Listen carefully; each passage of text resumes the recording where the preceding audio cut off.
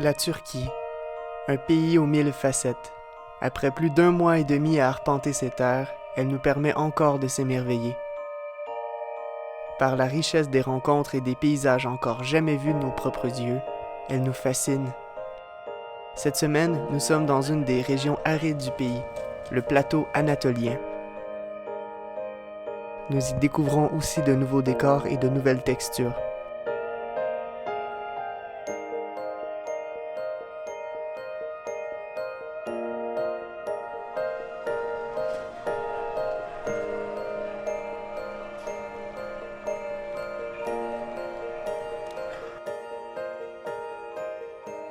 Parfois, les plans sont faits pour être changés. Il est temps qu'on te parle d'un sujet que ça fait plusieurs semaines qu'on vit sur la route et qu'on n'en a pas vraiment parlé sur la chaîne encore. Jade, elle est tannée du vélo. Elle est pas tannée de voyager, mais elle est tannée d'utiliser le vélo comme moyen de transport. Et c'est pourquoi on a décidé de prendre une pause. On continue à voyager, mais on change de mode de transport et on s'apprête à partir pour un road trip de 11 jours dans les terres en Turquie. On te montre ça. Bon épisode.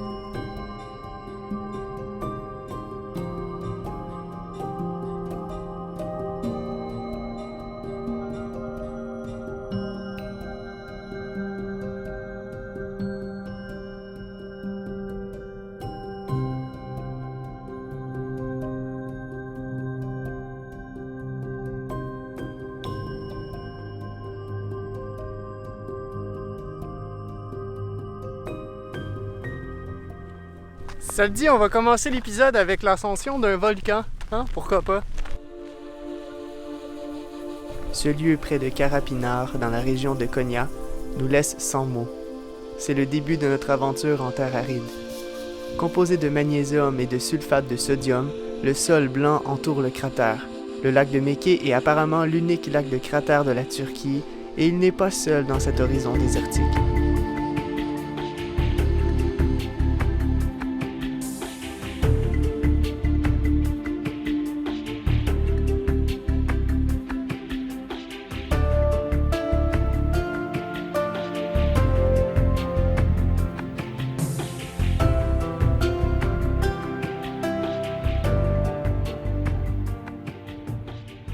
On voulait découvrir la van life et disons que ça commence très bien notre voyage parce qu'on est entouré de van lifers. Et nous, avec notre petite voiture de location, on n'est pas de taille contre eux, mais on est très content de...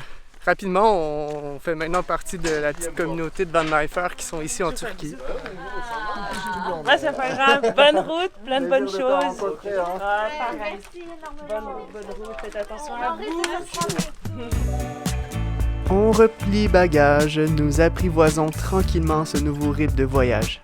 En voiture, on regarde la route différemment et surtout, nous arrivons aux endroits sans l'épuisement d'une journée de vélo. Ah, quelle joie! Maintenant, plus besoin de regarder constamment l'état de la chaussée, enfin presque. Allez la Fiat Farino, on fait du 4x4! Oh, attention, ça c'est bon. Oh. Nos efforts ont été récompensés.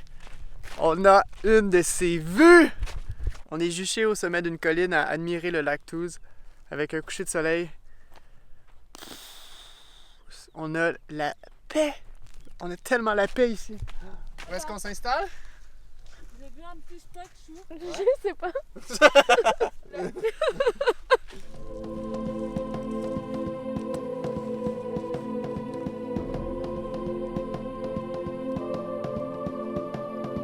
Sur le plateau anatolien, c'est vraiment sec. Il y a beaucoup de poussière. L'année dernière, on a eu beaucoup de vent. Donc, c'est dégueulasse. C'est la première fois de l'aventure que nous avions une réelle remise en question. Malgré toutes les épreuves traversées, on se demandait si on allait vraiment arriver jusqu'au bout. Discuter avec nos amis qui partagent exactement le même mode de vie nous a fait un grand bien. On savait qu'ils nous comprenaient mieux que personne. Ces derniers temps, pédaler m'est devenu un fardeau. Toute montagne à grimper éveille un désir de vouloir abandonner. Pendant 9 mois, nous avons traversé de plus petits pays, nous enchaînions les accomplissements. Et voilà qu'ici, le dénivelé et la grandeur du territoire jouent contre nous. Fournir autant d'efforts physiques et mentaux pour quelques kilomètres.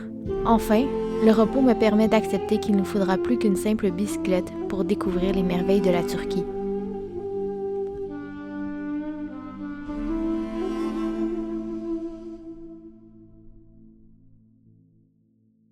On va s'arrêter ce matin, voir le lac de Touze, le lac de sel, mais il n'est pas sec aujourd'hui. On n'est pas dans la bonne période pour le voir sec. En fait, ici, ça ressemble beaucoup au désert d'Uyuli en Bolivie, des gros déserts de sel blanc. On a trouvé un petit spot qui est sec, mais finalement, non. Il est juste humide. Et Émilie s'est mis les 2 pieds dedans. Ah ouais, c'est noir, jusqu'à hein? la cheville. Ouais, mais c'est noir, ouais. C'est vrai? Alors, je reprends le volant. On se dirige au nord pour aller voir des montagnes multicolores. Après une grosse journée de voiture, on a tracé pour arriver au prochain endroit et on est sous la pluie. Il faut faire un peu preuve d'imagination pour se faire un petit espace convivial à l'intérieur de notre van, qui n'est pas un van, soit dit en passant. Mais nos tentes sont sous la flotte. On va te montrer l'endroit plus tôt demain, si tout va bien. Dans notre quête pour trouver le bivouac ce soir, on traverse un petit pont. C'est un pont suspendu, rouillé. On va se tenter, on va essayer de traverser. Il y a d'autres voitures qui sont passées, beaucoup trop confiants. Alors il suffit juste d'avoir la confiance, faut croire. Mais il est troué et renforcé avec des planches de bois. Et là là.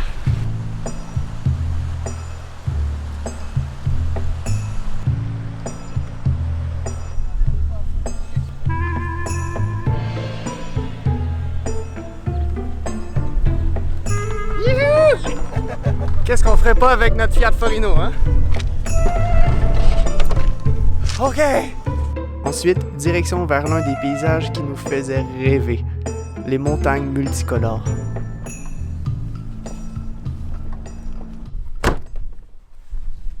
Oh, c'est wow! Près de la ville de Nalihan, dans la région d'Antalya, se trouve une chaîne de montagnes où des centaines d'espèces d'oiseaux cohabitent dans une grande réserve protégée. Ici, il est difficile de ne pas s'émerveiller du décor si majestueux. Des milliers de collines tapissent l'horizon. Il y a un berger qui est arrivé, qui est juste là-bas, qui est arrivé avec tout son troupeau de moutons, et on a essayé de parler avec lui. Et un de ces moutons, il est allé juste ici où il y a de la, je sais pas, une sorte d'argile, et il s'est enfoncé dans l'argile. Et du coup, on a été l'aider à sortir le mouton de l'argile, et c'était fou comme moment. Et je crois qu'il va revenir avec du thé, mais on n'est pas bien sûr. Ah ouais, c'est assez vite.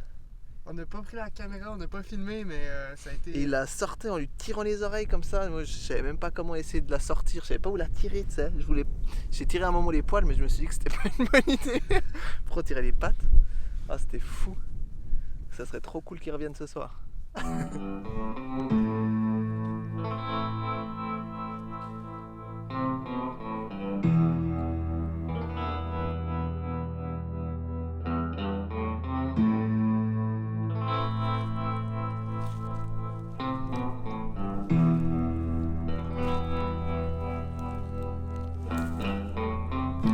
C'est bon, j'en ai attrapé une. On va la cuire ce soir, pendant le feu de camp.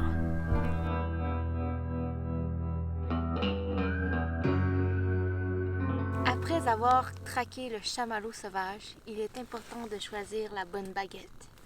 Celle-ci doit être souple et ensuite il faut lui faire une bonne pointe afin que le chamallow ne souffre pas lorsqu'il sera empalé.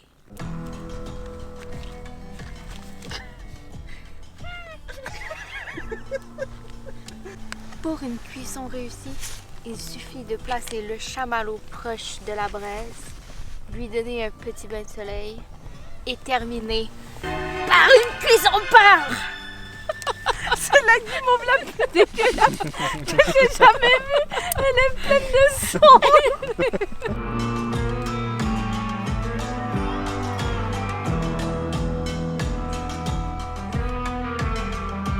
voilà que notre ami berger revient nous voir pour le thé.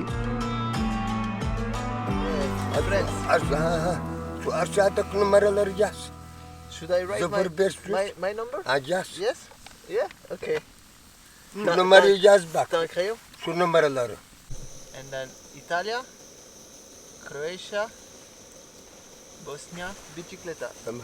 Tout avec le vélo. Cette rencontre se fera presque sans mots. Même Google Traduction ne parvient pas à déchiffrer les mots de Kemal. Tout se passe dans les regards, les intonations et les gestes. Lorsqu'on parvient à se comprendre, on se réjouit. Une simple petite chose peut nous faire sourire.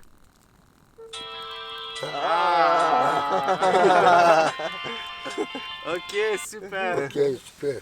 Kemal souhaite nous mettre en lien avec d'autres voyageurs. Alors, elle nous a répondu. Merhaba, Sado. Bah, enchanté, hein? Enchanté.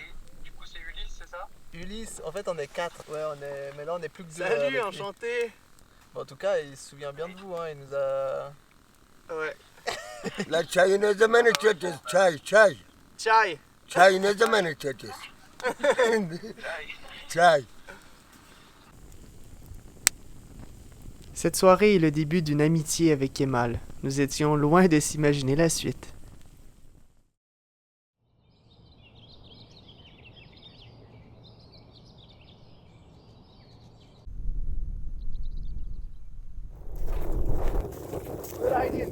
Günaydın. Koyoun, hein? Koyoun.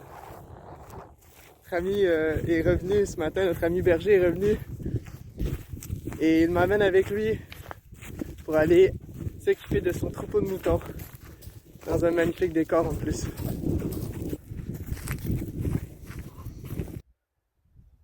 Gel. Check! Çek. Combien, Koyoun, Ah, combien de Koyoun Ah. vous avez? Ouais, je pense bien qu'il y a une centaine de moutons ici. Il n'y a pas de chien de berger. Oh, il y a un mouton derrière, je vais aller le voir. Je pense que je fais la bonne chose, je sais pas trop, mais ce mouton, il est vraiment tout seul. Ah, ah, il y a une carotte. J'ai trouvé une carotte. Ah, il y a plein de carottes. En fait, Kemal cherche à éloigner son troupeau des champs de carottes. Alors j'ai fait exactement le contraire de ce qu'il fallait faire. İyi günlerim olsun. On marche dans le champ et Kemal me dit que c'est un autre berger qui vient d'Afghanistan. Un ami à lui qui se partage les grandes plaines ici entre les montagnes. C'est tellement paisible. İsa. Bu yanına dön lan. Merhaba! Merhaba gel. On va aller à sa rencontre, je pense.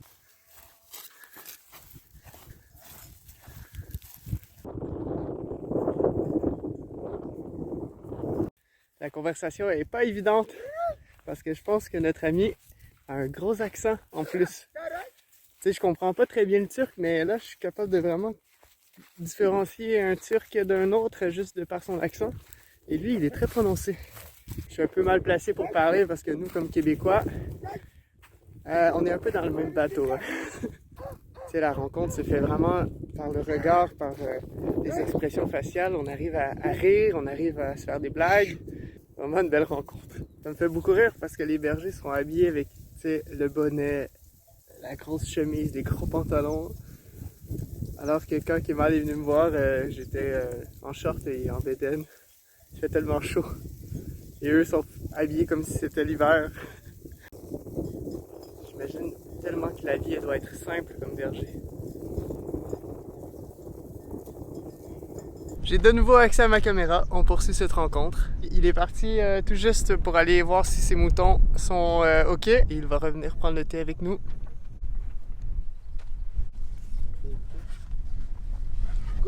Eline koluna sağlık. Super! Süper. Teşekkürler. Eline koluna sağlık. Afiyet olsun. Ah, ok, evet. On essaie de communiquer. Salomé? En gros, il nous a parlé hier İyi soir günleriniz olsun. au feu d'une Salomé qu'on savait pas trop c'était qui. On a fini par comprendre que c'est un couple de Français qui voyagent en van et qui s'est posé ici aussi il y a 5 jours. Et depuis, il arrête pas de nous parler d'eux. Ça fait 3 fois qu'il l'appelle. Je sais pas de quoi il parle comme conversation parce que le couple ne parle pas le turc non plus. Et finalement, on est entré en contact et ça se peut qu'on les rencontre peut-être sur la route. Quelque part en Turquie. Alo. Nasılsın, iyi misin? Bir dakika. Alo. Allô? Ouais, ça va. Il vous a rappelé, je sais pas exactement pourquoi. Bah, il est de nouveau avec nous là, il est en train de promener son petit troupeau de moutons. Bah, je sais pas du tout en fait ce que c'est son champ, mais on s'est mis en gros en face des montagnes jusqu'à. Il y a la route, elle a un trou là, et on s'est posé devant le trou parce qu'on n'arrivait pas à aller plus loin. Écoute, plaisir de t'avoir au téléphone. Tu veux que je le repasse ou je raccroche? Je fais quoi? Ok, alors je le repasse. Alors peut-être à plus hein. Ciao ciao. Alo. Nasılsınız da iyi misiniz? Super. Süper. Notre nouveau caméraman. Tamam. Yanına getiriyorum. Bu çok güzel bu. Je sais pas. Réchaud? Benzil. Benzin. Tamam. Oh, Pressure. tamam. Voilà. Et pour le vent. Super. Süper. Super. J'essaie de faire un petit porte-clés pour. Je suis pas sûr qu'il ait des clés, mais. Tiens, It's finished? Oh, çok güzel. ah, il dit que c'est très beau. Good? It's for you? Super. Yeah! Ha, Vereceğim mi? It's a gift. Tamam. C'est un cadeau. For the key. Ha, Euh, Az bu yarasın bakalım. Ah oui, je peux mettre. Ah bah ouais, c'est une bonne idée. Ici, aucun son, pas même les appels à la prière quotidienne.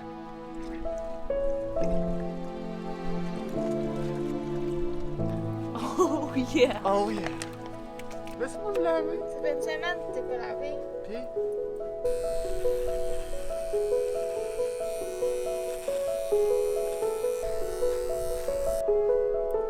Notre ami Kemal nous a ramené des kilos de carottes. Le soir, nous décidons de fêter avec Kemal. Avec son non-verbal, nous avons compris que c'était sans doute sa première fois qu'il mangeait des guimauves sur le feu.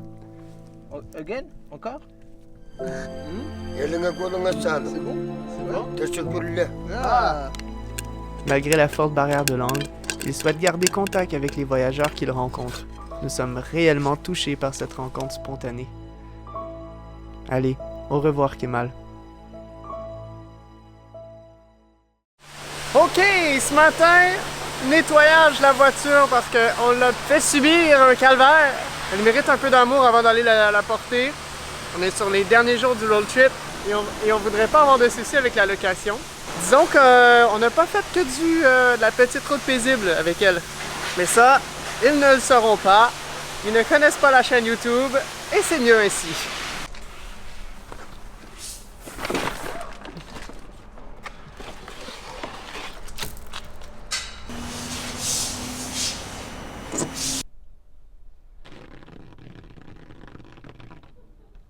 Ça fait 10 jours que j'ai pas eu de douche. Je me demande si je peux pas me laver en même temps que la voiture. L'auto va avoir eu une douche avant moi finalement. Allez, vas-y, Ben là, ouais, mais Sors tes gros bras. on est mieux changer de côté parce que ça s'écoule. Ok, vas-y.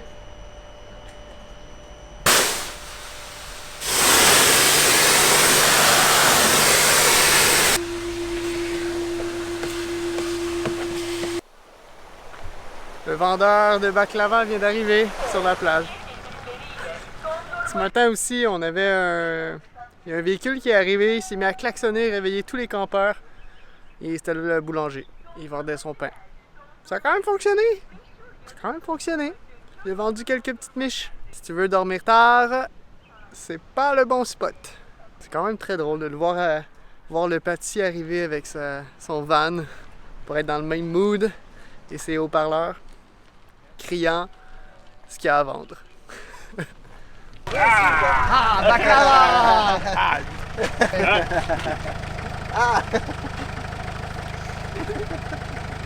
Ah, oh, you look good! Ah, il met la main derrière. Ah, Oh, mais il y en a plein. Hein. oh, regardez-moi ça! On prend lesquels? Deux différents? Ouais. Ok.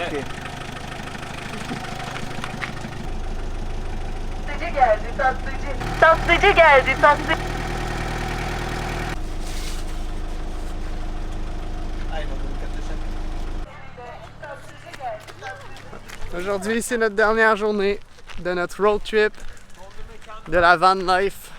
On s'est lié d'amitié avec d'autres Suisses, décidément. On s'entend bien avec ces gens-là. On va passer une soirée feu, à manger de la bannique, à discuter de nos voyages. Et demain, on se dirige en Antalya pour reporter la voiture. Maintenant qu'elle est tout propre, on se sent mieux, sain d'esprit, parce que on pouvait pas la remettre dans l'état qu'elle était.